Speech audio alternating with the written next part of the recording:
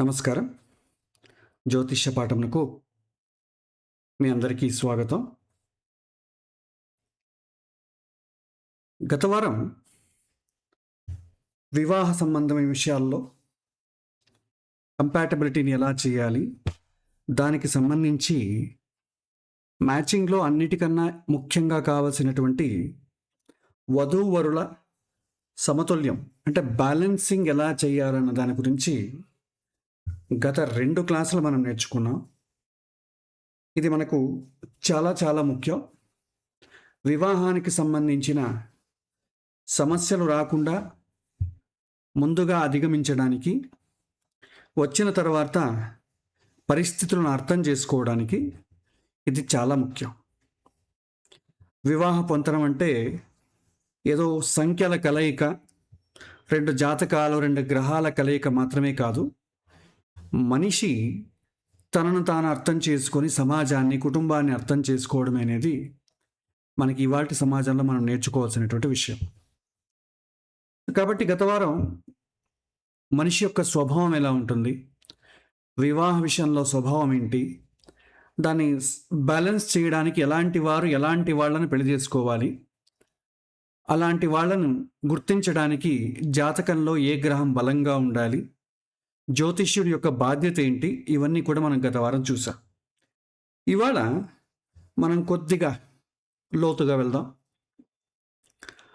దోషాల గురించి నేర్చుకుందాం.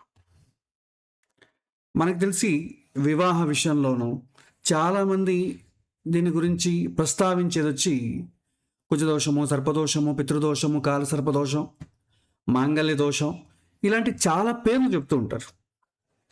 మొదట ఏం చేయాలంటే వీటి గురించి మనం అర్థం చేసుకుందాం. అర్థం చేసుకున్న తర్వాత దానికి రెమెడీ ఏంటనేది మనకే తెలిసిపోతుంది. మొదట ఈ ప్రాబ్లం ఎక్కడ వస్తుందంటే, దోషము అనే ఈ యొక్క పారామీటర్ లేకపోతే ఈ యొక్క పదంలోనే చాలా ఇబ్బందులు కలుగుతాయి. చాలామంది అందుకే భయపడుతుంటారు. నా జాతకంలో ఏమైనా దోషం ఉందా అండి అంటారు. అంటే ఏంటి దోషం అంటే ఏంటి? మనకు 2 ఉంటాయండి జీవితంలో. ప్రతి ఒక్క మనిషికి సుఖము, దుఃఖం అనేది ఉంటుంది. సుఖం ఉండాలంటే పరిస్థితులు అనుకూలంగా ఉంటే సుఖం ఏర్పడుతుంది. పరిస్థితులు ప్రతికూలంగా ఉంటే దుఃఖం ఏర్పడుతుంది. ఆ సుఖానికి కారణం ఏంటి? గత జన్మ నుంచి తీసుకొచ్చినటువంటి పుణ్యం ఉంటే అది సుఖానికి హేతు అవుతుంది. గత జన్మ నుంచి మనం ఏదైనా పాపాన్ని మోసుకొచ్చామనుకోండి, దానివల్ల దుఃఖం ఏర్పడుతుంది. పరిస్థితులు మనకు ప్రతికూలంగా ఉంటాయి. మన ఆలోచనలకు కావచ్చు, మన బుద్ధికి, మన శరీరానికి, మన యొక్క స్వభావానికి ప్రతికూలంగా ఉంటుంది. అది చాలా ఇన్కన్వీనియంట్గా ఉంటుంది. ప్రతి ఒక్క మనిషి దాన్ని కోరుకోడు. ఎప్పుడు బయటపడదామా అని చూస్తుంటాడు. ఎలాగైనా సరే బయటపడాలని చూస్తుంటాడు. ఈ సిచ్యువేషన్ అందరికీ తెలిసిందే. ఇక్కడ సుఖాన్ని పొందడానికి గత జన్మ నుంచి పుణ్యం తీసుకొస్తాం కదండి. ఆ పుణ్యం తీసుకొచ్చిన దాన్ని జాతకంలో ఆ పుణ్యాన్ని గుర్తించేటటువంటి పదాన్ని మనం ఏమంటామంటే యోగము అని అంటాం. సో యోగం అంటే మన గత జన్మ నుంచి తీసుకొచ్చిన అనుకూలమైనటువంటి పుణ్యము అని అర్థం. మనకు అనుకూలం అవుతుంది ఆ పుణ్యం. దాన్ని యోగం ఈ యొక్క జ్యోతిష్య పారిభాషలో యోగము అని అంటాం. ఈ యోగము, దోషం అనేది ఆస్ట్రాలజికల్ టర్మినాలజీ అండి, వేరే చోట వాడడానికి లేదు. ఇంకా మీరు వైద్యంలో కూడా వాడచ్చు. వాత, పిత్త, కఫ దోషము అని అంటారు. వాత దోషం అంటే ఏంటి? దానికి సంబంధించిన పదార్థాలు ఏమైనా తిన్నారనుకోండి, వాత దోషం ఏర్పడుతుంది. ఇది వైద్యానికి సంబంధించింది. అది శారీరకమైన వైద్యం కావచ్చు, మానసికమైన వైద్యం కావచ్చు. దీనికి సంబంధించిన టర్మినాలజీ. ఎప్పుడైతే మనం గత జన్మ నుంచి పాపం మోసుకొని వస్తామో ఈ జన్మకి, దానివల్ల మనకు ప్రతికూల పరిస్థితులు ఏర్పడతాయి. ఆ ప్రతికూల పరిస్థితులని జ్యోతిషం అనేది ఈ యొక్క పదం ద్వారా, దోషము అనే పదం ద్వారా వాడుతుంది. అంతేగాని దోషము అనగానే ఇది ఎవరోకో కొంతమందికి మాత్రం ఉండేది అని అనుకోకండి. ప్రతి ఒక్క మనిషికి కూడా దోషం అనేది ఉంటుంది. కానీ ఇక్కడ మనం చెప్పుకునేది ఏంటంటే, ఏ దోషాన్నైతే మనకు బేర్ చేయడానికి చాలా కష్టంగా ఉంటుందో దాన్ని మనం ముఖ్యంగా ప్రస్తావిస్తాం. జ్యోతిషం జాతకంలో ఎన్నో దోషాలు ఉంటాయండి, చాలా. ఎందుకంటే మనిషి ఏ విషయాల్లో దుఃఖపడతాడో అవన్నీ కూడా జ్యోతిష్యంలో దోషం కిందకే చెప్తుంది. అందులో ఏదైతే మన జీవితంలో ఇబ్బందులు రాకూడదు అని అనుకుంటామో దాన్ని ప్రముఖంగా ప్రస్తావిస్తారండి జ్యోతిష్యంలో. దాన్ని విశేషంగా దోషము అనే దాన్ని హైలైట్ చేస్తారు అంతే. కాబట్టి మనం నేర్చుకోవాల్సింది ఏంటంటే, ఈ దోషం అనేది ఎవరికో కొన్ని జాతకాలకు మాత్రమే ఉంటాయనుకోకండి, అందరికీ ఉంటుంది. It's a terminology. భయపడాల్సిన అవసరం లేదు, ప్రతి ఒక్కరికి ఉంటుంది. సో ఇక వివాహ విషయం మనం ప్రస్తావించుకుంటున్నాం కాబట్టి, వివాహ విషయంలో ఈ దోషాలు ఏమైనా ఉన్నాయా? ఎందుకంటే 2 జీవితాలకు సంబంధించిన విషయాలు కాబట్టి మనకు ఇది చాలా చికాకు తెప్పిస్తూ ఉంటుంది. సో కాబట్టి మనం ఇక్కడ దోషాలు కొద్దిగా మనం తెలుసుకున్నాం అనుకోండి, ఎంచుకునే విషయంలో చాలా జాగ్రత్త పడవచ్చు. లేదా ఎంచుకున్న తరువాత మనం ఏ విధంగా మలుసుకోవాలనేది తెలుస్తుంది. ముఖ్యంగా ఎక్కువగా ప్రస్తావించేది వివాహ విషయంలో వచ్చి కుజ దోషము, సర్ప దోషము, పితృ దోషము. దీన్ని దోషము అనకుండా పాపం అని కూడా అనొచ్చు. కానీ జ్యోతిష్యంలో పాపము అని అంటే అదేదో వేరే విషయాల కర్మ సిద్ధాంతానికి సంబంధించి వెళ్ళిపోతుంది. ఇది కుజ పాపము, సర్ప పాపము, పితృపాపం అని అంటారు. కానీ అది అంత సూటబుల్గా సింక్ అవ్వదు. ఎందుకంటే మనం అందరూ వాడే టర్మినాలజీ ఏంటి? దోషం అనేది వాడతారు. కాకపోతే పాపం అన్నా దోషం అన్నా రెండు ఒకటే. కాలసర్ప దోషము, మాంగళ్య దోషము, ఈ వర్డ్స్ అన్నీ కూడా మనకు ఎందుకోసం వచ్చాయన్నది కూడా మనం ఇవాళ చర్చించుకునే ప్రయత్నం చేద్దాం. ముఖ్యంగా కుజదోషం విషయానికి వద్దామండి. సో కుజదోషం అంటే ఏంటి? సామాన్యంగా మనం గత వారం పాఠంలో దీని గురించి చెప్పేసుకున్నాం. కానీ స్పెసిఫిక్గా ఆ కుజదోషం అనే పేరుతో చెప్పుకోలేదు అంతే. మిగతా దీనికి సంబంధించినవని చెప్పుకున్నాం. ఎప్పుడైతే కుజదోషం కానీ సూర్యదోషం కానీ ఏర్పడుతుందో ఆ మనిషి చాలా డామినేటింగ్గా ప్రవర్తిస్తాడు. సూర్యుడు సప్తమంలో ఉన్న, లగ్నంలో ఉన్న ఏ విధంగా ప్రవర్తిస్తాడో మనం చూసాం. ఆల్మోస్ట్ కుజుడు కూడా అంతే. లగ్నంలో కానీ సప్తమంలో కానీ ఉన్నట్టయితే చాలా డామినేటింగ్ క్యారెక్టర్ ఉంటుందండి. చాలా డామినేటింగ్గా బిహేవ్ చేస్తాడు. కుజుడు అంటేనే అంతే కదా.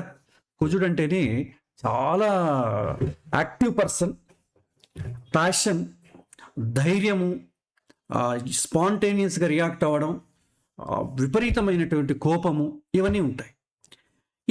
ఇవన్నీ కూడా ఏంటంటే సమాజంలో వేరే వాళ్ళకి చికాకు చెప్పిస్తుంది. ఎప్పుడైతే వేరే వాళ్ళకి చికాకు తెప్పిస్తుందో వాళ్ళు మనతో ఉండడానికి ఇష్టపడరు, లేకపోతే మనతో సరిగ్గా ప్రవర్తించరు. అలాంటప్పుడు అది మనకు ఇబ్బందిగా ఉంటుంది, వాళ్లకు కూడా ఇబ్బందిగా ఉంటుంది ఈ పరిస్థితి.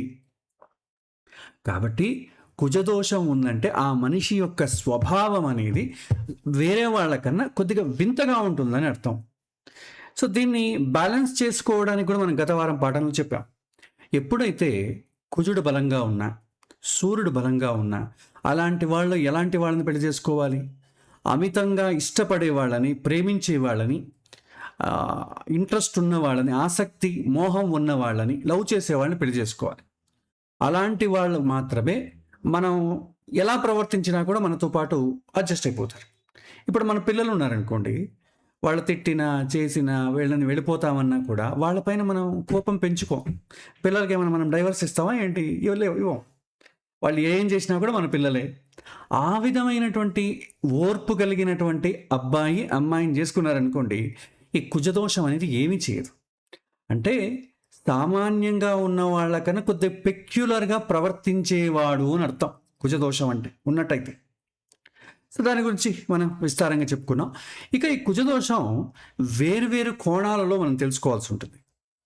సో సామాజికంగా మనం చూసినట్టయితే ఈరోజు వివాహ సమస్యలు ఎదుర్కొంటున్న వాళ్ళు చాలామంది కుజదోషం ఉంది అన్న మాటతోనే మానసికంగా కృంగిపోతారు. జ్యోతిశాస్త్రం సమస్యను భయంగా కాకుండా అవగాహనగా మార్చాలి, భయపెట్టడం కాదు. అందుకే చాలామంది పెళ్ళి ఏమైనా కుజదోషం ఉందా అండి, ఏమైనా దోషం ఉందా నా జాతకంలో అని చాలామంది భయపడుతూ ఉంటారు. ఇంకోటి, అర్ధజ్ఞానం వల్ల నష్టాలు ఏర్పడతాయి. ప్రతి కుజగ్రహస్థం కూడా ఒకేలాగా ఫలితం ఇవ్వదండి. అన్నీ ఒకేలాగా ఇంటెన్సిటీ ఉండదు. కుజదోషం ఉంటే విడాకులు అవుతుందంట, వైధవ్యం వస్తుందంట, ఇవన్నీ కూడా మిత్ అన్నమాట. జ్యోతిషంలో ఎక్కడా కూడా చెప్పబడలేదు. సో జ్యోతిషుడి యొక్క కర్తవ్యం ఏంటి? దోషం ఉంది అని చెప్పేవాడి కన్నా దోషం ఎలా పనిచేస్తుంది, ఎప్పుడు పనిచేయదు అని చెప్పాలి, వాడికి ఎక్స్ప్లెయిన్ చేయాలి. ఈ దోషం వల్ల ఏం జరుగుతుందని చెప్పాలి. కానీ దోషం ఉందని అలా చెప్పి వదిలిపెట్టేశారనుకోండి, అతడు అన్నిటికీ కామన్గా ఒకేలాగా తీసేసుకుంటాడు.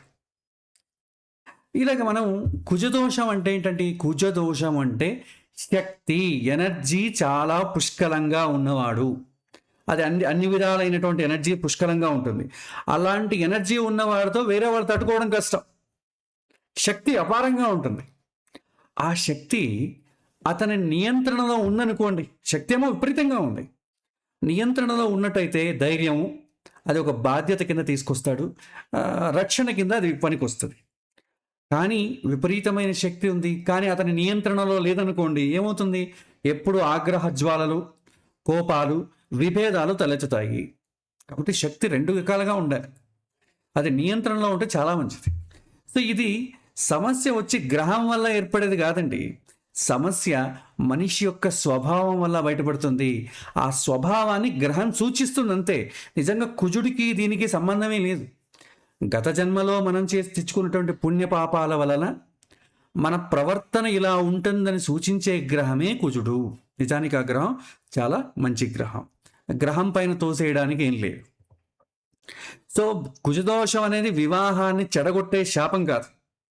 అది వివాహానికి ముందు వ్యక్తిత్వాన్ని అర్థం చేసుకునేటటువంటి సూచిక మాత్రమే. ఇది మనం నేర్చుకోవాలి. సరే, ఇక మనం లోపలికి వెళ్దాం. కుజదోషం అనేది ఏంటి? సో వివాహ జీవితం మీద ప్రభావం చూపగలటువంటి కుజగ్రహ స్థానము అని అర్థం. కానీ అది ఏ పరిస్థితుల్లో పనిచేసేదని తెలుసుకోవాలి. ఎప్పుడెప్పుడు ఏర్పడుతుంది కుజదోషం అన్నట్టయితే, సో కుజదోషం ఏంటి, రోల్ ఆఫ్ కుజదోషం, కుజదోషం యొక్క సిమ్టమ్స్ ఎలా ఉంటాయి, వైవాహిక జీవితం పైన ఈ కుజదోషం యొక్క ప్రభావం ఎలా ఉంటుంది, కుజదోషాన్ని మనం ఎలా జడ్జి చేయాలి, ఇది వాటి పాఠంలో మనం నేర్చుకుందాం.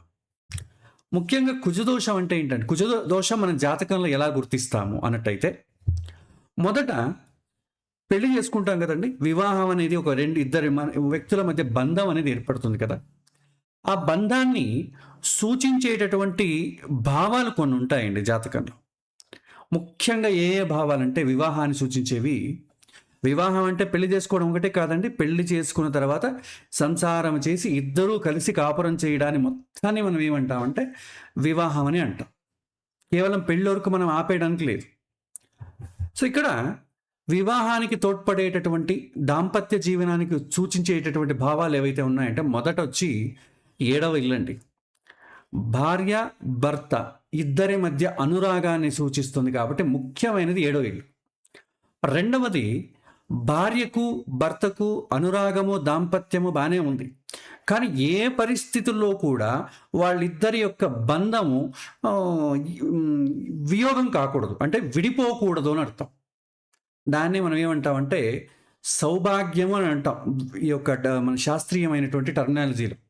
అది ఎక్కువగా స్త్రీలకు వాడుతూ ఉంటాం సౌభాగ్యం అనేది. ఎందుకంటే ఆ కాలంలో భార్య కన్నా భర్త మొదలు వెళ్ళిపోతాడు కాబట్టి సౌభాగ్యం అనేది చాలా ముఖ్యం అనేది సాంప్రదాయంగా నిలిచింది.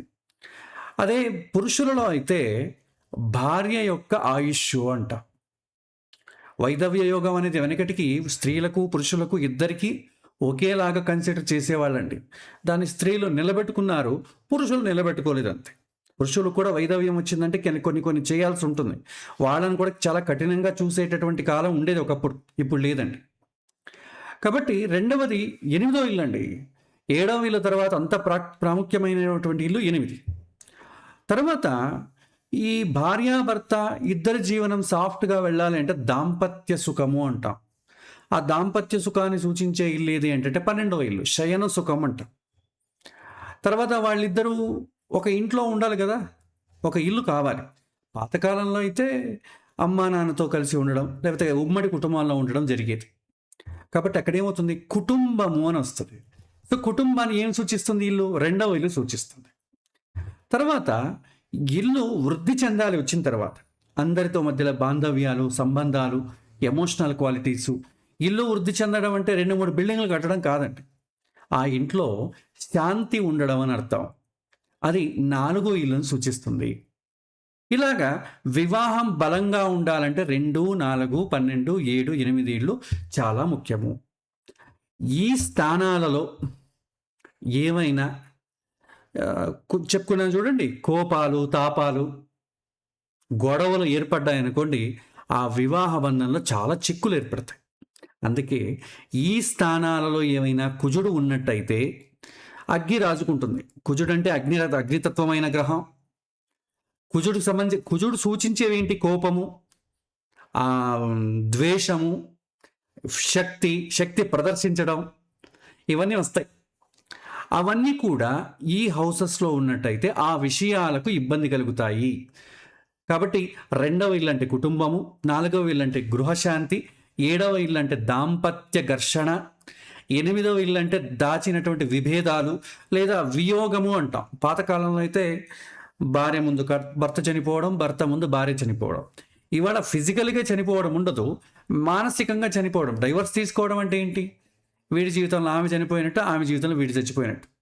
అంటే వాడు మానసికంగా అలా భావిస్తాడు. ఇంకా 12వ ఇంట్లో శయన సుఖభంగము. ఒక్కొక్కరికి ఒక ఫ్యాంటసీ ఉంటుంది. వీళ్ళ ఫ్యాంటసీ వాళ్ళకి నచ్చదు, వాళ్ళ ఫ్యాంటసీ వీళ్ళకి నచ్చదు. అది కూడా ఇబ్బందే కదా. సో ఈ స్థానాలలో కుజుడు ఉన్నట్టయితే వాళ్ళు కొద్దిగా ఎక్స్ట్రాడినరీగా బిహేవ్ చేస్తారు. అలాంటి బిహేవ్ చేసే వాళ్లకు ఎలాంటి సంబంధం కావాలని మనం ముందుగానే ఎంచుకోవాలి. లేదా అలాంటి వాళ్ళని ఎంచుకునేటప్పుడు మనము కొన్ని విషయాల్లో కాంప్రమైజ్ అవ్వాలి. అంటే ఎప్పుడు కాంప్రమైజ్ అవుతాం? ఆ అబ్బాయిని నేను ఇష్టపడుతున్నాను, ఆ అబ్బాయి లేకుండా నేను జీవితంలో ఉండలేను, అలాంటి వాళ్ళు చేసుకోవచ్చు. ఎందుకంటే వాడు ఎలా ప్రవర్తించినా కూడా వీళ్ళు ఇష్టపడడం అనేది ఒకటి ఉంటుంది. అలాగా శుక్రుడు, చంద్రుడు ఎవరి జాతకంలో అయితే సప్తమానికి సంబంధం వచ్చి శుభగ్రహాల సంబంధం ఉన్నట్టయితే అలాంటి వాళ్ళు కుజదోషం ఉన్న వాళ్ళని చేసుకున్న బ్యాలెన్స్ అయిపోతుందండి. వాళ్ళు ఎందుకు చేసుకుంటారండి అని అన్నారనుకోండి, ఏదో ఉంటుంది కదా, ప్రేమలు గొడవలు ఉంటాయి ఒకటి, లేదా వాళ్ళ జీవితంలో కూడా ఏదో లోపపు ఇష్టాలు ఉంటాయి. ప్రతి ఒక్కళ్ళలోనూ ఒక లోపం ఉంటుంది. వాళ్ళ లోపంలో ఉన్నటువంటి లోపము ఈ లోపాన్ని ఏం చేస్తుంది? కాంప్రమైజ్ చేయిస్తుంది. సో అలాగా బ్యాలెన్స్ అనేది అవ్వడం జరుగుతుంది. ఇది చాలా ముఖ్యం. ఇక ఏ భావాల్లో కుజుడు ఉంటే శక్తి ఎక్కువగా ఉంటుంది, ఆ శక్తి నియంత్రితమా లేక విధ్వంసితమా అన్నది ఇప్పుడు మనకు ప్రశ్న. అతని నియంత్రణలో ఉంటుందా, విధ్వంసకరంగా ఉంటుందా? ఒక్కొక్కదాన్ని చూద్దాం. సో ఈ భావంలో కుజుడు ఉన్నాడు అంటే కుజదోషం అన్నది అపూర్ణమైనటువంటి జ్ఞానం. కుజుడు ఏ రాశిలో ఉన్నాడు, బలంగా ఉన్నాడా లేదా, శుభగ్రహాల సంబంధం ఏమైనా ఉందా, పాపగ్రహాల సంబంధం ఉందా, సో జాతకుని యొక్క స్వభావం ఎలా ఉంటుంది, దీన్ని బట్టి మనం చూడాలి. ఇప్పుడు అన్ని స్థానాలలో కుజుడు ఉన్నప్పుడు ఒకేలాగా ఉండదండి, వేరువేరుగా ఉంటుంది. ఉదాహరణకు 2వ ఇంట్లో కుజుడు ఉన్నాడు అనుకుందాం. సో 2వ ఇల్లు ఏం సూచిస్తుంది? వాక్ స్థానము, ధనస్థానము, కుటుంబ స్థానము సూచిస్తుంది. ముఖ్యంగా అందులో కుటుంబ స్థానం అనేది చాలా ముఖ్యం. సో కుటుంబం అంటే ఏంటి? పెళ్ళైన తర్వాత అమ్మా నాన్న, అత్త మామ ఉంటారు. తర్వాత పిల్లలు వచ్చిన తర్వాత పిల్లలు ఉంటారు. సో ఇవంతా చేరి ఒక కుటుంబం. వెనకటికైతే జాయింట్ ఫ్యామిలీస్ ఉండేవి, ఇప్పుడు లేవు. ఎప్పుడైతే ఇంట్లో కుజదోషం ఉన్న వ్యక్తి చీటికి మాటికి భార్యని కానీ పిల్లల్ని కానీ తిడుతూ ఉన్నాడు అనుకోండి, ఎంతవరకు ఉంటుంది వాళ్ళ సహనం? వాళ్ళ సహనం పరీక్షే. వాళ్ళకు వీడు తప్ప వేరే గత్యంతరం లేనప్పుడు వాళ్ళు మౌనంగా ఓర్పుగా చూస్తారు. వాళ్ళు కూడా ఉద్యోగాలు చేస్తూ ఉన్నారనుకోండి, ఇప్పుడు భార్య ఉద్యోగం చేస్తుంది, పిల్లలు ఉద్యోగం చేస్తున్నారు అనుకోండి, మీరు తిడితే పడేవాళ్ళు ఎవరైనా ఉన్నారా? ఏమవుతుంది? వాళ్ళు ప్రతిఘటిస్తే ఏమవుతుంది? కుటుంబం చిన్నాభిన్నం అవుతుంది. కాబట్టి 2వ ఇంట్లో కుజుడు ఉన్నప్పుడు మాట తీరులో చాలా ఇబ్బందులు కలుగుతాయి. సో అలాంటి ఎలాంటి వాళ్ళని పెళ్లి చేయాలి? చాలా సహనం ఉన్న వాళ్ళని పెళ్లి చేయాలి. వాడికి ఒక మాట అన్నా కూడా పట్టించుకోనటువంటి వాళ్ళని ఉంటారు. చాలా పేదరికం ఉంటుంది, ఎందుకంటే వాళ్ళ ఇంట్లో దీనికన్నా వరస్ట్గా ఉంటుంది. అమ్మా నాన్న ఎప్పుడు తిట్టేవాడు, ఇక్కడ తిట్టు తినే బదులు భర్త దగ్గర తింటాను అంటాడు. ఇక భార్య ఇద్దరు వైస్ వర్సా, 2 విషయాల్లో కూడా అంతే. సో డబ్బు విషయంలో అహంకారాన్ని ప్రవర్తించడం ఉంటుంది. తర్వాత ఇక మాట్లాడడంలో చీటికి మాటికి ప్రతి ఒక్కదానికి అతని యొక్క డామినెన్స్ అనేది బయటపడుతుంది. కాబట్టి 2వ ఇంట్లో కుజదోషం ఉన్నప్పుడు ఈ రకమైనటువంటి ప్రభావాలు ఉంటాయి. సో కుటుంబంలో సఖ్యత తక్కువ అయ్యేటటువంటి విధంగా వాళ్ళు నడుచుకుంటారు. సో దీన్ని బట్టి పెళ్లి చేసుకోవాలన్నారనుకోండి, మనం ఏం చెప్పాలి? ఇతనికి కుజదోషం ఉందండి అని చెప్పడానికన్నా 2వ ఇంట్లో కుజుడున్నాడు కాబట్టి కుటుంబంతో ఈ విధంగా ఉంటాడు, మీరు అడ్జస్ట్ చేసుకోగలిగితే పెళ్లి చేసుకోవచ్చు. లేదండి మేము అంత రిస్క్ తీసుకోమండి, మేము పెళ్లి చేసుకోమండి అన్నారనుకోండి, సరే బాగానే ఉంది. అమ్మాయి తరపున వాళ్ళైతే పెళ్లి చేసుకోమని అంటారు. అబ్బాయికే ఉందని వాళ్ళ అమ్మాయికే ఉందనుకోండి, అప్పుడు ఏం చేస్తారు? వేరే వాళ్ళు కూడా రిజెక్ట్ చేస్తారుగా. కాబట్టి ఇది రిజెక్ట్ చేయడానికన్నా బ్యాలెన్స్ చేయడానికి మనం ప్రయత్నించాలి. జ్యోతిషుడు కుజదోషం ఉందండి వద్దు అనడానికన్నా ఇతని యొక్క ప్రవర్తన ఇలా ఉంటుంది, మీరు ఇలాంటి అమ్మాయిని వెతకాలి, లేదా ఇలాంటి అమ్మాయికి కుజదోషం ఉంది కాబట్టి ఆ అమ్మాయి ఇలా ప్రవర్తించవచ్చు, మీ అబ్బాయి ఈ విధంగా ఉండాలి అనేటటువంటి బ్యాలెన్స్ ఆఫ్ మైండ్ని మనం ప్రిపేర్ చేయాలి. కుజదోషం ఉందని చెప్పడం పెద్ద గొప్ప కాదు, అది కంప్యూటర్ కూడా చెప్పేస్తుంది. దానికి జ్యోతిష్యమే చదువుకోవాల్సిన అవసరం లేదు. ఇవాళ చాట్ జీపీటీని అడిగితే మనకన్నా చాలా చక్కగా చెప్పేస్తుంది. 4వ ఇంట్లో కూర్చుంది అనుకోండి, 4వ ఇల్లు అంటే గృహశాంతి అంటామండి. ఇంట్లో ఉన్నప్పుడు ఇంటిని మెయింటైన్ చేయడం అనేది ఉండేది పాతకాలంలో. ఇంటికి భర్త ఏవైనా డబ్బు తీసుకొచ్చిస్తే ఇంట్లో ఉన్న వాళ్ళందరికీ ఏవేవో అవసరాలను బట్టి, పిల్లల అవసరాలను బట్టి ఇంట్లో ఒక రకమైనటువంటి ఓనర్షిప్ క్వాలిటీస్ తీసుకోవడం, ఇవన్నీ కూడా 4వ ఇల్లు. ఇది ఎవరికైతే కుజుడు 4వ ఇంట్లో ఉంటాడో, సో ఇంట్లో వచ్చేమవుతుంది, చాలా పెక్యులర్గా ప్రవర్తిస్తారు. నేనే అన్ని బాధ్యతలు నేనే తీసుకోవాలా, నువ్వు కూడా తీసుకో, ఎప్పుడు నేనే చూసుకోవాలా, ఇలాంటివి చీటికి మాటికి గొడవ పడ్డాం.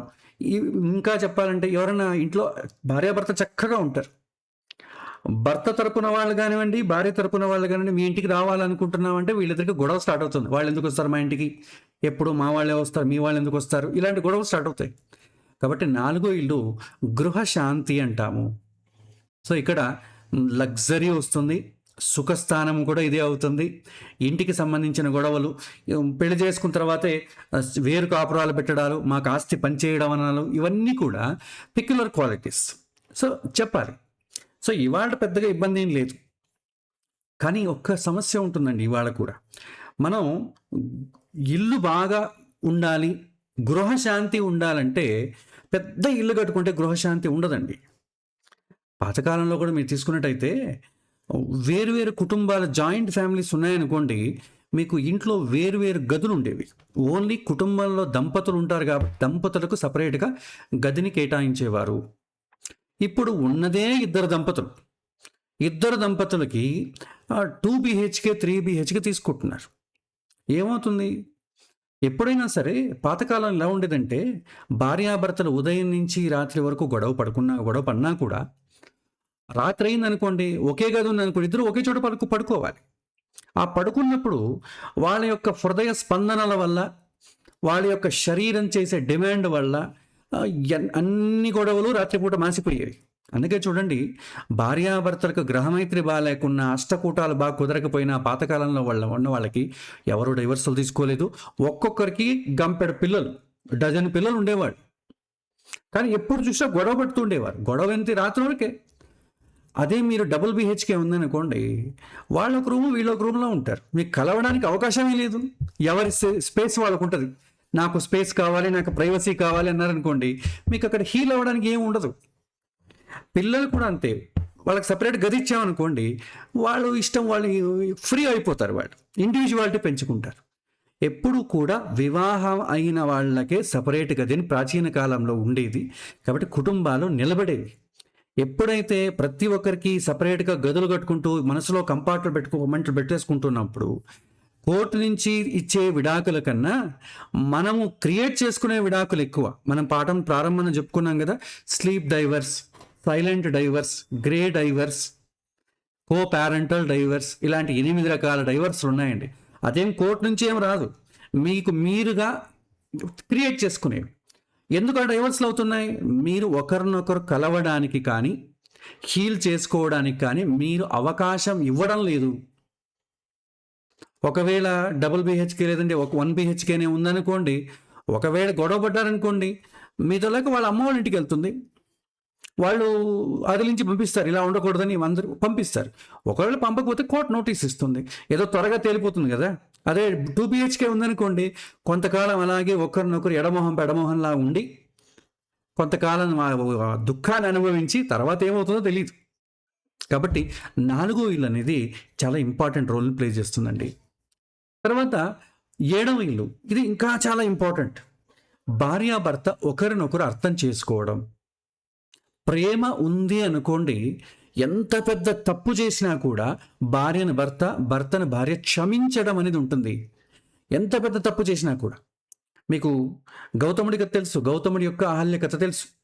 అహల్యకేమో వచ్చిన వాడు ఇంద్రుడని తెలుసు, ఇంద్రుడి పైనటువంటి మోహం ఉన్న మాట తెలుసు. కాబట్టి వాళ్ళిద్దరూ కూడా అనైతికమైనటువంటి సాంసారిక జీవనానికి వెళ్ళినా కూడా గౌతముడు మళ్ళీ ఆమె పాప విమోచనం అయ్యాక స్వీకరించి సాంసారిక బంధనం చేశాడు, ధర్మానికి కట్టుబడ్డాడు. మిగిలినవన్నీ కూడా సెకండరీ. సో గురువు అనేది బలంగా ఉన్నట్టయితే వాళ్ళు ఎథిక్స్కి నిలబడతారు. సో ఎలా అయినా ఉండని, ముందు మనం పిల్లల భవిష్యత్తు, మన సమాజంలో మన యొక్క పొజిషన్ ఉంది కాబట్టి చీటికి మాటికి ఒకరినొకరు గొడవ పడుకుంటూ ఉంటే ఎలా అని కాంప్రమైజ్ అవుతారు. అదే శుక్రుడు బలంగా ఉందంటే ఆమె ఎలాగైనా ఉండనివ్వండి, నాకు ఆమె కావాలి కాబట్టి నేను కాంప్రమైజ్ అవుతాను. శని బాగుండాలి, అప్పుడు లేజీగా ఉంటారు. సో ఏదో అంతకదంత బొంత దొరికింది, ఇంకోటిదైనా కూడా ఇదే బాధ కలుగుతుంది కదా, అదే ఇదే ఇక్కడే అయిపోనని చెప్పేసి కాంప్రమైజ్ అయిపోతారు. ఇవి కాకుండా సూర్యుడు కానీ, కుజుడు కానీ, బుధుడు కానీ బలంగా ఉన్నారనుకోండి, నేనెందుకు భరించాలండి అని అంటారు. ఒకే మాట అంతే, వై షుడ్ ఐ? సో నువ్వు తప్పు చేసావు, నీతో ఉండాల్సిన అవసరం నాకేంటి, నాకు అక్కర్లేదు నువ్వు అంటారు. ఏమవుతుంది? విడాకులు ఏర్పడుతుంది. కాబట్టి సప్తమ స్థానంలో కుజుడున్నాడు అనుకోండి, భార్య పైన భర్తకి, భర్త పైన భార్యకి ఉన్నటువంటి విశ్వాసం అనేది దెబ్బ తినడానికి ఒక కారణమవుతుంది. ఆ దెబ్బ తినకుండా ఉండాలి అంటే వాళ్ళు చేసుకోబోయేటటువంటి అమ్మాయి లేక అబ్బాయి చాలా పేషెన్స్గానే ఉండాలి, ఎథికల్ వాల్యూస్ అయినా ఉండాలి, ప్రేమించే గుణమన్నా ఉండాలి, ఎమోషనల్ క్వాలిటీ అయినా ఉండాలి. ఈ నాలుగిట్లో ఏదైనా ఉందనుకోండి సర్వైవ్ అయిపోతాం. ఇది కాకుండా ఇది లేదనుకోండి, అలాంటి వాళ్ళతో సర్వైవ్ అవ్వలేరు. పాతకాలం అయితే సమాజానికి భయపడో, పిల్లల జీవితం పాడవకూడదనో చాలామంది కాంప్రమైజ్ అయిపోయేవాడు. ఇప్పుడు ఎవ్వరు కాంప్రమైజ్ అవ్వట్లేదు. సమాజం ఎటు పోయినా సరే నా జీవితం నాది, పిల్లలు ఎట్టు నాశనం అయిపోయినా పర్లేదు, నా డైవర్స్ నాది అనుకుని కూర్చున్నటువంటి యుగం ఇది. కాబట్టి సప్తమ స్థానం అనేది చాలా జాగ్రత్తగా మనం డీల్ చేయాల్సి వస్తుంది. అష్టమ స్థానం అనేది వదిలించుకోవడం అండి. పాతకాలంలో అయితే భర్త గోల పెడితే భార్య ఏం చేసే యొక్క ఆత్మహత్య చేసుకోవడము, భార్య గోల పెడితే భర్త దేశాటనికి వెళ్ళిపోవడము ఒక సాంప్రదాయం ఉండేది. అన్ని కుటుంబాల్లో కాకపోయినా కొన్ని కుటుంబాల్లో ఉండేవి. సో అది ఏమవుతుంది, విడిపోవడం, ఆ యొక్క తీవ్రతను భరించలేక ఒకరు ఉండలేక విడిపోవడం. కానీ ఇప్పుడు కూడా జరుగుతుంది. ఎలా జరుగుతుంది? ఇప్పుడు మన జనరేషన్లో అయితే డివర్సులు తీసుకుంటున్నాం, పెద్ద విషయం ఏం కాదు. పాతకాలం అయితే చనిపోయేవాళ్ళు, లేకపోతే ఆత్మహత్య చేసుకోవడమో చనిపోవడమో, ఇవన్నీ కూడా కుజదోషం సిమ్టమ్స్ వెనకటికి, అంటే తీవ్రత ఎక్కువ పెరిగితే. ఈ కాలంలో సింపుల్గా ఎందుకు కూడా డైవర్స్ తీసుకున్నాం అంట. తర్వాత వచ్చే జనరేషన్, ఇప్పుడు మన జెన్ ఆల్ఫా వస్తుంది ముందు, వాళ్ళైతే ఏంటి, ఈ కోర్టుల చుట్టూ తిరిగి డైవర్సులు తీసుకొని అంత పేషెన్స్ మాకు లేదు. కాబట్టి ఏం చేస్తున్నారు, ఒకరిపైన ఒకరు హత్యా ప్రయత్నాలు చేసుకుంటున్నారు. వీళ్ళకి తెలియకుండా వాళ్ళు చంపేస్తారు, వాళ్ళకి తెలియకుండా వీళ్ళు చంపేస్తారు, బ్లాక్ మెయిలింగ్లు ఇవన్నీ ఉన్నాయి. సో ఇవన్నీ కూడా వియోగము కిందికి వస్తుంది. చనిపోయిన వాడికి సమానంగా వదిలేసిన రెండు కూడా అష్టమ స్థానం కిందకే వస్తుంది. కాబట్టి అష్టమ స్థానంలో కుజుడు ఉన్నట్లయితే మనం చేసుకుపోయే అమ్మాయిని కానీ అబ్బాయిని కానీ చెప్పాలి నియమాలు. సో ఇలాంటి వాడిని చేసుకోవాలంటే చాలా ప్రేమించైన ఉండాలి, చాలా సహనం ఉండాలి, అప్పుడే పెళ్లి చేసుకోవచ్చు. లేకపోతే అంత సాహసాలు చేయకూడదు. ఎందుకంటే డైవర్స్ అనేవి ఎవరికి వారు ఎక్కువ తీసేసుకుంటున్నారు. కాబట్టి జాగ్రత్తగా ఉండాల్సి వస్తుంది 8వ ఇంట్లో ఉన్నట్టయితే. నెక్స్ట్ 12వ ఇల్లు ఏంటి, శయన సుఖము అంటారు. చెప్పాం కదా, ఎప్పుడు కానీ భార్యాభర్తల మధ్య బంధాన్ని నిలబెట్టేది ఏంటంటే ఇంటర్ కోర్స్ అండి, సెక్షువల్ లైఫ్, మ్యారిటల్ లైఫ్ అంటాం. ఇది బాగుందనుకోండి, ఎన్ని సమస్యలు వచ్చినా హీల్ అయిపోతాయండి. అంటే తృప్తి, దాంపత్య సుఖంలో తృప్తి అనేది ఉండాలి. ఆ తృప్తి అనేది ఎప్పుడైతే ఉండదో, మీరు ఎంత కరెక్ట్ చేసుకున్నా కూడా మిమ్మల్ని తప్పు పట్టేటట్టు అవకాశం ఉంటుంది. లేదా సంతృప్తి కలిగించలేదనుకోండి, ఎక్స్ట్రా మ్యారిటల్ అఫైర్స్కి దారి అవుతుంది. కాబట్టి ఈ 12వ ఇంట్లో కుజుడున్నప్పుడు కొద్దిగా జాగ్రత్తగా ఉండాలి. భార్యాభర్త ఇంట్లో ఉంటారు, ఇద్దరు జాబ్ చేస్తుంటారండి. ఉదయం టిఫినో భోజనమో చేసుకొని ఇద్దరు అంత డబ్బాలో వేసుకొని వెళ్ళిపోతారు. ఇంట్లో ఒకరి మొహం ఒకరు చూసుకొని మాట్లాడుకోవడానికి కూడా సమయం ఉండదు, అంత బిజీగా ఉంటారు. సో భార్య ఏం చేస్తుంది, భర్త ఎక్కువ మాట్లాడట్లేదు, భర్త భార్య మాట్లాడట్లేదు, ఇలాగే అనుకుంటూ ఉంటారు. ఆఫీస్లో ఏమవుతుంది, ఇలాంటి వాడు ఇంకోటి దొరుకుతాడు. మీరు ఎంత బాగున్నారండి, మీ మీ భర్త ఎందుకంటే మీతో సరిగ్గా మాట్లాడు, ఇంట్లో ఇంత మంచి అమ్మాయిని ఎలా వదిలిపెట్టడానికి వస్తుంది, వాడికి కూడా వాళ్ళ ఇంట్లో అలాగే ఉంటుంది. కాబట్టి పరస్త్రీ అందరికీ లోకువే. అలా అంటాడు. ఈమె మనసు పారేసుకుంటుంది, అయ్యో ఇతనికి ఉన్నటువంటి సంస్కారం నా భర్తకు లేదు కదా. సో వాళ్ళిద్దరూ కలవడం, చేసుకోవడం, తర్వాత ఈ వివాహం చేసుకోవడం కూడా అవుతుంది, లేదా ఎక్స్ట్రా మ్యారిటల్ అఫేర్ చేసుకోవడం. ఇవన్నీ కూడా మనిషికి అనుమానాలను పెంచి ట్రస్ట్ని బ్రేక్ చేస్తుందండి. 12వ ఇంట్లో కుజుడు ఉండడం వల్ల ఇంత తీవ్రతలు ఉంటాయి. అంటే ఒకవేళ అమ్మాయికి జాబ్ లేదు, ఇంట్లోనే ఉందనుకోండి, అవకాశం తక్కువ. అంటే 12వ ఇంట్లో కుజుడు ఉండి సమాజంలో అవకాశం కూడా ఉందనుకోండి, అఫైర్స్ పెరగడానికి దారి అవుతుంది. కాబట్టి అక్కడ మనం ఎడ్యుకేట్ చేయాల్సి వస్తుంది. ఇలా ఉంటాడు కాబట్టి నువ్వు యాక్సెప్ట్ చేసి దానికి తగినట్టుగా నడుచుకోవాలి అనేటటువంటి ఒక గైడెన్స్ అనేది జ్యోతిష్యుడు ఇవ్వాల్సి వస్తుంది. సింపుల్గా అన్ని ఎక్కడున్నా కూడా కుజదోషం అండి అని చెప్పి ఊరుకోకుండా, ఇప్పుడు చాలామంది కుజదోషాన్ని ఎక్స్ప్లెయిన్ చేయకపోగా నెక్స్ట్ ఇమ్మీడియట్లీ దానికి ఏం చేయాలి రెమెడీని చెప్పేస్తున్నారు. అదేదో దేవుడు మనం చెప్పిన మాట వినేటట్టుగా అలా ఉండదండి. నెక్స్ట్, ఈ కుజదోషం అనేది ఎందుకు భయంగా మారింది, ఇది చాలా ముఖ్యం. సమాజంలో ఇది ఎలా మారింది, భయం అయింది. సో ఎందుకంటే మనం సరళంగా ఈజీగా ఉన్న నియమాలను ఎలా చేస్తున్నామంటే గట్టి తీర్పులుగా చెప్పేస్తున్నాం. సో జ్యోతిష్యంలో ఒక సూచన చేయాల్సిన విషయంలో శాసనలాగా చెప్పేస్తున్నాం. దీని ఫలితంగా ఏమవుతుంది, వాళ్ళు చాలా దాన్ని భయగ్రస్తులై దానివల్ల పెళ్ళి ఆలస్యం చేసుకోవడము, అనవసరమైనటువంటి భయాలు పెంచుకోవడము, జ్యోతిష్యం పైన అపనమ్మకం రావడము జరుగుతుంది. సో కుజదోషం అనేది పెళ్ళి రద్దు చేసే కారణం కాదు, పెళ్ళికి ముందు అవగాహన పెంచేటటువంటి ఒక సూచిక మాత్రమే మనం తెలుసుకోవాలి. తర్వాత కుజదోషం ఎక్సెప్షన్స్ ఏమైనా ఉన్నాయా? ఇక్కడ చాలామంది క్యాన్సలేషన్, న్యూట్రలైజేషన్, ఎక్సెప్షన్ చాలా వర్డ్స్ వాడతారు. ఇది నిజానికి మనం చెప్పుకోవడానికి చాలా బాగుంటుంది, కానీ రియాలిటీకి ఏం జరుగుతుందో మనకు తెలియదు. ఇది మనం చెప్పినట్టు కుజుడు వినడు, మనం చెప్పినట్టు కర్మ సిద్ధాంతం పనిచేయదు, భగవంతుడు చెప్పినట్టు పనిచేస్తుంది. భగవంతుడి సిస్టమ్ ఎలా ఉంటుందో మనం అర్థం చేసుకోవాలంతే. సో ఇది కుజదోషం బలంగా ఉన్నప్పుడు మనం ఏం చేయాలంటే దాన్ని బ్యాలెన్స్ చేయాలంటే ఒక్కటే మార్గం. ఆ అబ్బాయికి కానీ అమ్మాయికి కానీ ఎవరికైతే కుజదోషం ఉంటుందో వాళ్ళకి క్లియర్గా ఎలాంటి వాళ్ళను ఇచ్చి పెళ్లి చేసుకోవాలి, ఎలాంటి వాడిని వెతకాలని చెప్పి అలాంటి వాళ్ళని పెళ్లి చేసుకుంటే ఈ కుజదోషం అనేది మెజారిటీ నియంత్రణకు వచ్చేస్తుందండి. ఒకవేళ ఉన్నా కూడా అదేం అంత ఎఫెక్ట్గా ఉండదు. భర్తకు కోపగ్రస్తుడైనా కూడా భార్య రెస్పాండ్ అవ్వదు. కోపమైనా నా భర్తే కదా అంటాడు, పర్లేదులే, అలా ఉంటుంది. అలాంటప్పుడు ఇబ్బందే లేదు. సో కుజుడు అది ఎలా ఉంటుందంటే, ఒకవేళ ఎక్సెప్షన్స్ జాతకం ప్రకారం మీరు చెప్పుకోవాలంటే, కుజుడు ఒకవేళ స్వక్షేత్రంలో ఉంటే విపరీతమైన డామినేషన్ ఉంటుంది, వాళ్ళతో ఇంకెవరు ఎదురు తిరగదు. సో అలాంటప్పుడు కూడా కొద్దిగా ఎక్సెప్షన్ ఉంటుంది, అంటే కొద్దిగా నార్మలైజ్ అవ్వడానికి, న్యూట్రలైజ్ అవ్వడానికి కారణాలు ఉంటాయి. లేదా నీచ స్థానంలో ఉండాలి, స్వక్షేత్రంలో ఉండాలి, శుభగ్రహాల సంబంధం ఉండాలి. ఇలా ఉన్నట్టయితే కుజదోషం యొక్క ప్రభావం కొద్దిగా తగ్గడానికి అవకాశం ఉంటుంది. చాలా కోపగ్రస్తుడుగా ఉంటాడు, మనం చూస్తుంటాం కదా సినిమాలో, చాలా రౌడీలాగా ఉంటాడు.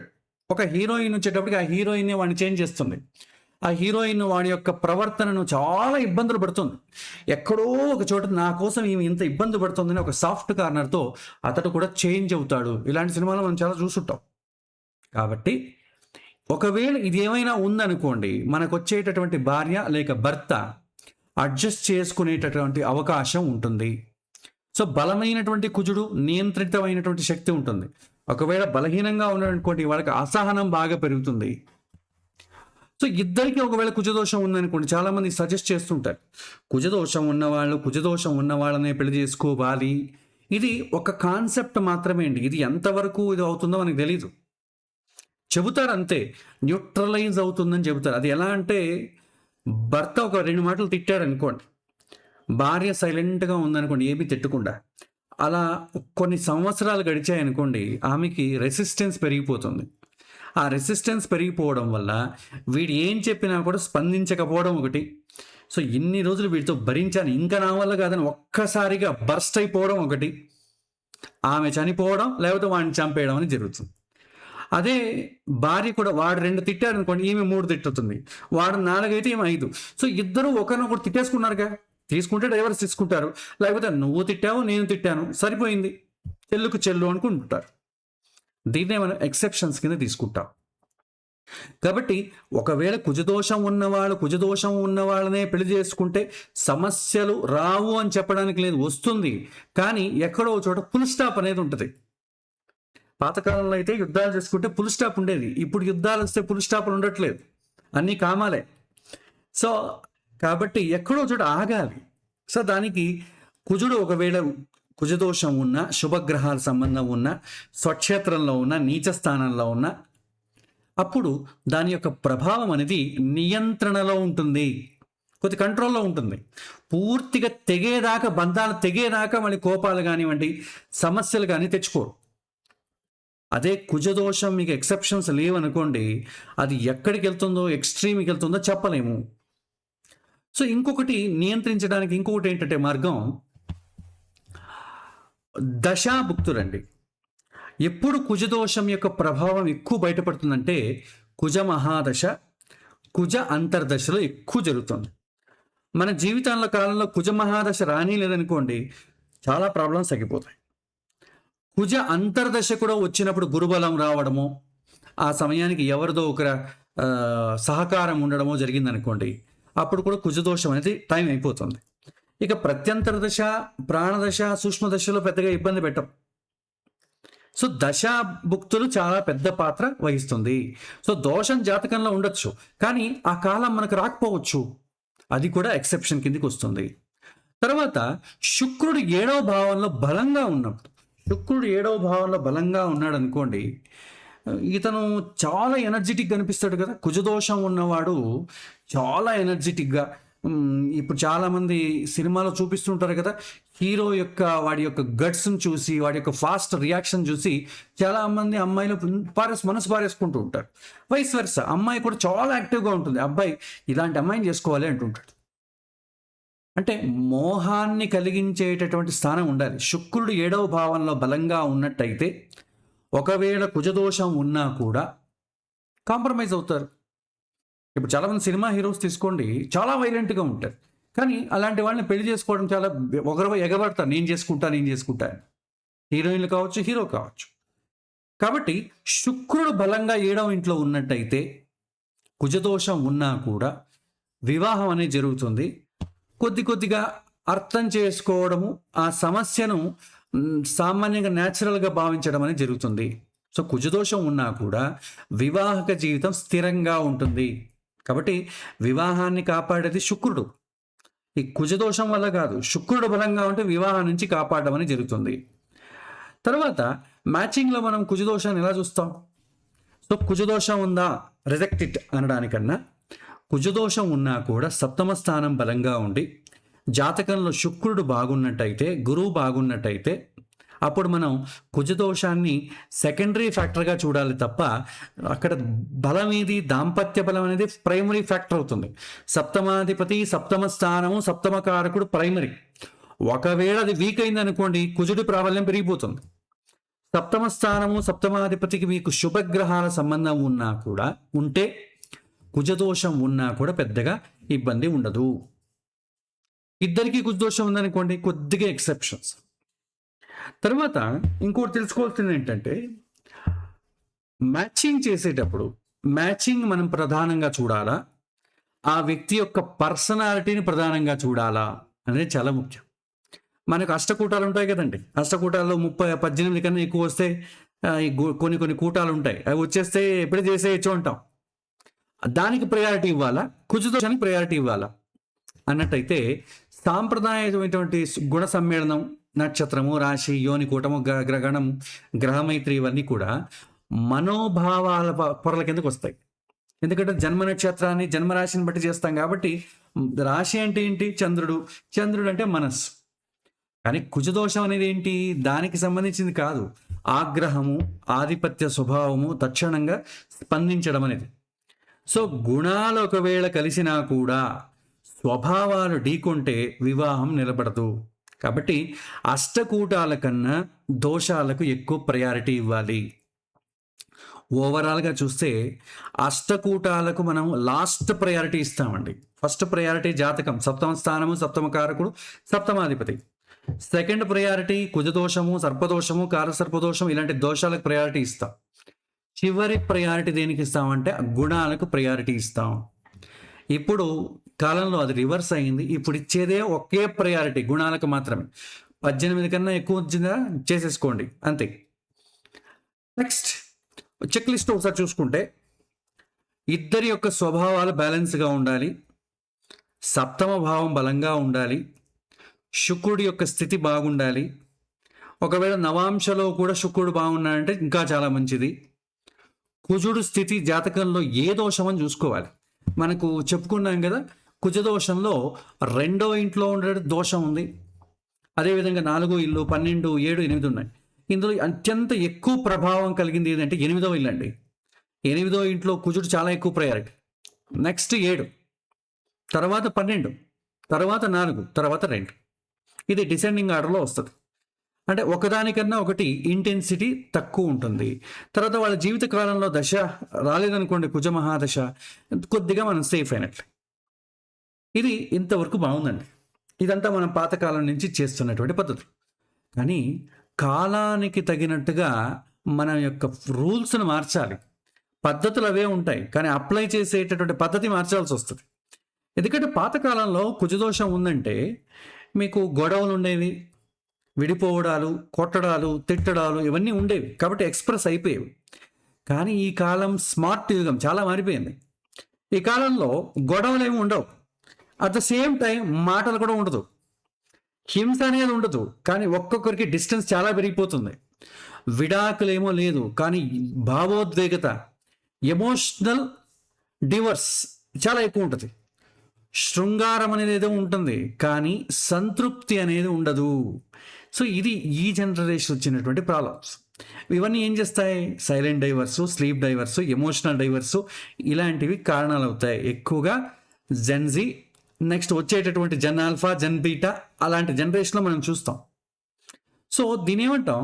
భావోద్వేగమైనటువంటి ఈ స్థలంలో చాలా ప్రయారిటీ దేనికి ఇస్తారు అంటే ఎమోషనల్ ఫుల్ఫిల్మెంట్కి ఎక్కువ ప్రయారిటీ ఇస్తారండి. సో భావోద్వేగ సంతృప్తి అంటాం. తర్వాత సెక్షువల్ కంపాటబిలిటీ, శృంగార సంతృప్తికి ఎక్కువ ప్రయారిటీ ఇస్తారు. ఇది ఈ రెండింటికి అత్యధికమైనటువంటి మనకు ప్రయారిటీ. సో ఎమోషనల్ ఫుల్ఫిల్మెంట్ అంటే ఏంటి? మనస్సు. సెక్షువల్ కంపాటబిలిటీ అంటే శుక్రుడు. అంటే లగ్నంతో కాకుండా చంద్రుడు, శుక్రుడు నుంచి కూడా మీరు కుజదోషాన్ని ఈ కాలంలో చూడాలి. ఎందుకంటే ఇప్పుడున్నటువంటి జనరేషన్ బట్టి ఇది మనకు చాలా అవసరం. లగ్నంతో పాటు ఇది కూడా అవసరం.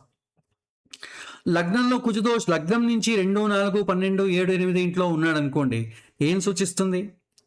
బాహ్య ప్రవర్తన, ప్రత్యక్ష ఘర్షణలు, గొడవలు, డామినెన్స్ సూచిస్తుంది లగ్నం నుంచి వచ్చేది. అదే చంద్రుడి నుంచి ఈ స్థానాల్లో కుజుడు ఉన్నాడు అనుకోండి, గొడవలు లేవు, అరుపులు లేవు, ఫిజికల్ అగ్రెషన్ లేదు, ఏముండదు.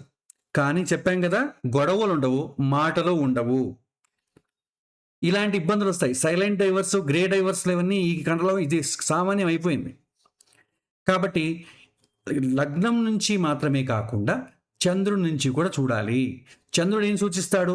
మనస్సు, భావోద్వేగమైనటువంటి స్పందనలు, లోపల అసహనం, మౌన విభేదాలు, సైలెంట్గా లోపలే మనం బాధపడ్డాం. సో చంద్రుడి నుంచి కుజుడు ఈ స్థానాల్లో ఉన్నాడు అనుకోండి, బయట చిరాకు ఎక్స్ప్రెస్ చేయడం కాదు, మనసులో చిరాకు ఉంటుంది. ఇది చాలా మోస్ట్ డేంజరస్ అండి. ఎక్స్ప్రెస్ చేస్తే అట్లీస్ట్ రిలీవ్ అయిపోతాం మనం. ఎక్స్ప్రెస్ చేయకుండా లోపలే పెట్టుకున్నాం అనుకోండి, అది ద్వేషానికి దారితీస్తుంది. మాటల కంటే భావాలకు గుదిబండ ఎక్కువైపోతుంది. అప్పుడు ఏమవుతుంది?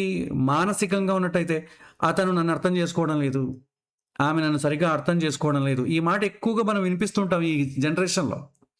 ఇది కారణం ఏంటంటే చంద్రుడి నుంచి ఉన్నప్పుడు నన్ను అర్థం చేసుకోవడం లేదంటే అర్థం ఏంటి? నేను ఏది ఇష్టపడతానో దానికి సమానంగా లేకపోతే దానికి అనుగుణంగా నువ్వు ప్రవర్తించట్లేదని అర్థం. అతను అంతే.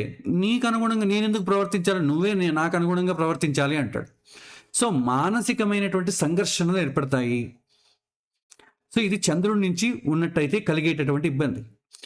ఇది ఎగ్జాక్ట్‌లీ సైలెంట్ డైవర్సన్ చాలా కామన్ ఇలాంటి విషయాలు. సో, ఈ కాలంలో చంద్ర కుజ దోషానికి మనం ఎక్కువ ప్రాధాన్యత ఇవ్వాలి ఈ నెక్స్ట్ జనరేషన్స్‌కి. నెక్స్టు శుక్రుడి నుంచి కుజ దోషం అండి. ఇది వివాహేతర సంబంధాలకి దారి అవుతుందండి. ఇది చాలా సున్నితమైనది. శుక్రుడు సూచించేదేంటి? శృంగారం, ఆకర్షణ, ఇంటిమసీ, రొమాంటిక్ సాటిస్ఫాక్షన్. శుక్రుడి నుంచి కుజుడు ఈ 2, 4, 12, 7, 8 స్థానాల్లో ఉన్నాడనుకోండి. ఒకరి శృంగార స్వభావం మరొకరికి నచ్చదు. డామినెన్స్ వర్సెస్ సబ్మిషన్ కాన్ఫ్లిక్ట్ వస్తుంది. ఇతను నాకు కావాల్సిన విధంగా ఇతను లేడు. ఆమె నాకు కావాల్సినగా ఇతను లేదు. ఇతను ఆమె నాకు కావాల్సినట్టుగా లేదు అనే భావన ఏర్పడుతుంది. ఇది ప్రాబ్లం డైరెక్ట్‌గా చెప్పరు. వేరు వేరు అసలు సంబంధం లేని కారణాలు చెప్తారు. సంబంధం లేని కారణాలు చెప్పడం వల్ల ఒకటేంటంటే అతను నచ్చిన అతను ఏదైతే అనుకుంటున్నాడో ఆ విధంగా ఆమె లేదని అర్థం. ఒక్కొక్కరి ఫ్యాంటసీ ఒకలాగుంటుంది. వాళ్ళు దానిని ఎక్స్‌ప్రెస్ చేయగా వేరే కారణాలు చెప్తారు. సో, అప్పుడేమవుతుంది? సేమ్ మ్యారేజ్‌లో ఫుల్‌ఫిల్‌మెంట్ దొరకదు. ఫుల్‌ఫిల్‌మెంట్‌ని ఎక్కడ ఎతుక్కుంటారు? బయట ఎతుక్కుంటారు. అది ఏమవుతుంది? ఎక్స్ట్రా మ్యారిటల్ అఫైర్స్‌కి దారి అవుతుంది. అంటే శుక్రుడు నుంచి 7వ ఇంట్లో కానీ, 8వ ఇంట్లో కానీ, 12వ ఇంట్లో కానీ కుజుడు ఉన్నట్టయితే ఇలాగా ఎక్స్ట్రా మ్యారిటల్ అఫైర్స్ అవ్వడానికి అవకాశం ఉంటుంది. అంటే వాళ్ళ మైండ్ సెట్‌లో అలాంటి వాతావరణం ఏర్పడుతుంది. అది సహకరించబడుతుందా లేదా అనేది పరిస్థితులు డిసైడ్ చేస్తాయి. వాళ్ళకున్నటువంటి బ్యాక్‌గ్రౌండు, ఇంట్లో ఉన్నటువంటి పరిస్థితులు అవి డిసైడ్ చేస్తాయి. అందరికీ ఇలా ఉండదు.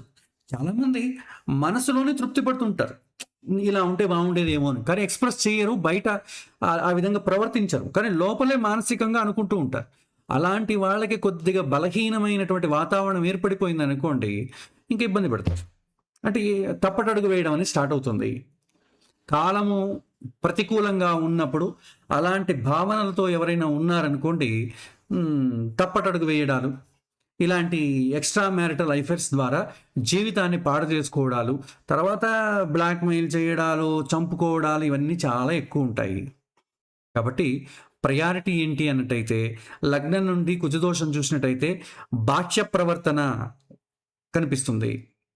చంద్రుడి నుంచి కుజదోషం చూసామనుకోండి ఎమోషనల్ డిస్టెన్స్, సైలెంట్ డైవర్స్ సూచిస్తుంది. శుక్రుడి నుంచి తీసుకున్నాం అనుకోండి sexual miss match, dissatisfaction. So ఈ విధంగా రిస్క్ ఏర్పడుతుంది. ఇది శాస్త్ర విరోధం అయితే కాదు. శాస్త్రాన్ని కాలానికి అన్వయించడం అని అర్థం. సో కాబట్టి జ్యోతిష్ యొక్క బాధ్యత ఏంటి? మనం ఒక జడ్జిమెంట్ చేయడానికన్నా కౌన్సిలింగ్ చేయాలి, అవేర్నెస్ కల్పించాలి. సో ప్రివెంటివ్ గైడెన్స్ ఇవ్వాలి. సో పూర్వకాలంలో వివాహాన్ని కాపాడేది సమాజం కాపాడేది. ఈ కాలంలో సమాజం కాపాడలేదండి, అవగాహనే కాపాడుతుంది. ఎవరు కూడా సమాజం చెప్పిన మాటలు వినడం లేదు. భగవంతుడు ఏదో వేరు వేరు గ్రంథాల ద్వారా, పండితుల ద్వారా, ప్రవచనాల ద్వారా చెప్పినటువంటివి ఎవరూ ఫాలో అవ్వట్లేదు. వాళ్లకు ఇలాంటి సమస్య వస్తుందని అవగాహన కల్పించడమే దీని నుంచి బయట వేయడానికి అవకాశం ఉంటుంది. కాబట్టి ఇది చాలా ముఖ్యం. ఇది మన కుజదోషం విషయం అండి. ఇంకా చాలా ఉన్నాయి. ఇలా కుజదోషం చాలా అన్నిటికన్నా పెద్దది కుజదోషం. తర్వాత ఇక మీకు సర్పదోషం, పితృదోషం ఇవి చాలా చిన్నవి. అంతే కుజదోషం అంత హెవీగా ఉండదు. కానీ దంపతుల మధ్య అవగాహన రాహిత్యము, ఇద్దరి మధ్య దూరాన్ని పెంచడం, ఒకరినొకరు అర్థం చేసుకోనికుండా చేయడం, గొడవలు, కాన్ఫ్లిక్ట్ రావడం, అది చివరికి వివాహేతర బంధాలకు దారి తీయడం, అన్నిటికీ మీకు రూట్ కాజ్ ఏమవుతుందంటే మనిషి యొక్క ప్రవర్తన. అది ఎలాంటి ప్రవర్తన? కోపము, ద్వేషము, అతి అయినటువంటి శక్తి. శక్తి ఉన్నవాడు అన్నిటికన్నా ద బెస్ట్ కావాలనుకుంటాడు. ఆ బెస్ట్ కావాలనుకోండి స్టిక్ అవుతాడంటే దానికన్నా బెస్ట్ దొరికింది అనుకోండి ఇది వద్దనుకుంటాడు. ఇది సమాజంలో నిలబడడానికి కొద్దిగా ఇబ్బందిగా ఉంటుంది. వినడానికి చాలా ఇబ్బందిగా ఉంటుంది. కాబట్టి కుజదోషం ఉన్నప్పుడు మనం కొద్దిగా జాగ్రత్తగా ఉండాలి. వాళ్ళకు అవగాహనను కల్పించాలి. కుజదోషం ఉందండి చేసుకోకండి అని చెప్పడానికన్నా మనం చెప్పాలి. ఈ ఈ విధమైనటువంటి స్వభావం ఉంటుంది. మీరు కాంప్రమైజ్ అవ్వాలంటే చేసుకోవచ్చు. అది కాంప్రమైజ్ అవ్వాలా వద్దా అనేది వాళ్ళ పరిస్థితులు డిసైడ్ చేస్తాయి. పాపం పేదరికం ఉండొచ్చు. వాళ్ళ ఇంట్లో ఆమెకేదో సమస్య ఉండొచ్చు. ఎలా ఉంటుందంటే కుజదోషం ఉందండి అబ్బాయికి. 7వ ఇంటిలో కుజదోషం ఉంది. సంబంధాలు చూస్తుంటారు. అతను వస్తాడు పిల్ల తండ్రి. ఇలా చేయాలనుకుంటున్నామండి అని. చెబుతాం. కుజదోషం ఉందండి అన్నాం అనుకోండి, మనకి అర్థం కాదు. ఇమీడియట్లీ ఏమంటాడు, శాంతి ఏమైనా చేయించాలంటే మేము చెప్పించండి మేము చేసుకుంటాం అంటాడు. ఎంత ఖర్చు అయినా పర్లేదు మేము చేసుకుంటాం అంటాడు. అలా కాకుండా మనం వివరించాలి. సో అతను ఇలా ప్రవర్తిస్తాడు, మీకు ఓకేనా? వాళ్ళ ఇంట్లో పరిస్థితులు ఎలా ఉంటుందేమో, ఇంకా 2-3 రోజులు ఆగితే అమ్మాయి వేరే వాడితో వెళ్ళిపోవడానికి రెడీగా ఉంటుంది. లేదా ఆరోగ్య పరిస్థితులు చాలా ఇబ్బందిగా ఉంటాయి, ఆర్థిక పరిస్థితులు ఇబ్బందిగా ఉంటాయి. సో ఆ పరిస్థితులను చూసుకుంటే ఈ విషయం చాలా చిన్నదిగా కనిపిస్తుంది. అప్పుడు వాళ్ళు కాంప్రమైజ్ అవుతారు. కాబట్టి వాళ్ళకు చాయిస్ అనేది వాళ్ళకు ఉంటుంది. కాబట్టి మనము నిర్ధారించకూడదు. కుజదోషం ఉందండి మీరు చేసుకోకండి చెప్పకూడదు. కుజదోషం వల్ల ఏమవుతుందో చెప్పాలి. చేసుకోవడం చేసుకోకపోవడం వాళ్ళ ఇష్టం. వాళ్ళు అడుగుతారు మళ్ళీ అన్నీ ఎక్స్ప్లెయిన్ చేసిన తర్వాత అయ్యా చేసుకోమంటారా వద్దంటారా అని అడుగుతారు మనల్ని, జ్యోతిష్యుని. అయ్యా మీరు దీన్ని కాంప్రమైజ్ అయ్యేటప్పుడు చేసుకోండి అని చెప్పాలి అంతే. ఎవరు ఎందుకంటే వాళ్ళు రిస్క్ తీసుకోరు. లేదండి మేము వేరే చూసి, ఎందుకంటే చాలామంది నన్ను అడుగుతారు ఈ విధంగా స్వభావం ఉంటుందండి అంటే మరి చేసుకోమంటారండి వద్దండి అని అడుగుతారు. మీకు రిస్క్ ఫేస్ చేయాలి కాబట్టి చేసుకోండి, లేకపోతే వద్దంటాను నేను. కాబట్టి నిర్ణయం అనేది వాళ్ళకే ఇవ్వాల్సి ఉంటుంది. కాబట్టి మనం ఎక్స్ప్లెయిన్ మాత్రమే చేస్తాం, నిర్ణయాలు వాళ్ళే తీసుకోవాల్సి ఉంటుంది. ఇది కుజదోషానికి సంబంధించిన విషయం. అంటే ఇంకా మిగిలిన దోషాలు ఉన్నాయి. ఇవాళ సమయం తక్కువ ఉంది కాబట్టి ఇవాళ ఇంతటితో ఆపేద్దాం. తర్వాత నెక్స్ట్ క్లాస్లో మిగిలినవి కాలసర్పదోషం, పితృదోషము, వీటన్నిటికీ సంబంధించి మనం తెలుసుకుందాం. సో ఇవాళ పాఠంలో మీకు ఏవైనా ప్రశ్నలు ఉన్నట్టయితే మీరు అడగొచ్చు. ఒక్క నిమిషం అన్మ్యూట్ చేస్తారండి.